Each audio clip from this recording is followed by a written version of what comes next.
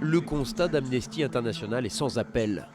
2700 perquisitions sans autorisation judiciaire pour seulement 2 ouvertures d'informations judiciaires en lien avec des actes terroristes. La France a apporté une réponse liberticide aux attentats de novembre 2015.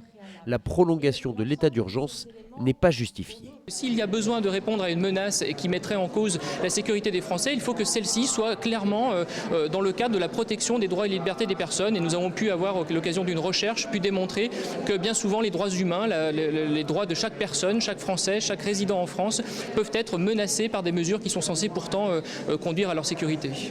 Une restriction des libertés impensable dans le pays champion des droits de l'homme, affirme Amnesty International.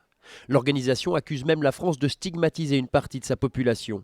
L'état d'urgence entraîne des suspicions liées au comportement, selon elle. Et quand on dit comportement, soyons très clairs, le plus souvent ce sont des habitudes de pratiques religieuses qu'on va retrouver notamment en lien avec les musulmans. Ça peut entraîner des discriminations importantes vis-à-vis de parties de la population et en plus qui entraînent des stigmatisations. Face à la menace, la réponse de nombreux gouvernements, dont celui de la France, étouffe la société civile, le respect de la vie privée et la liberté d'expression, selon le secrétaire général d'Amnesty International.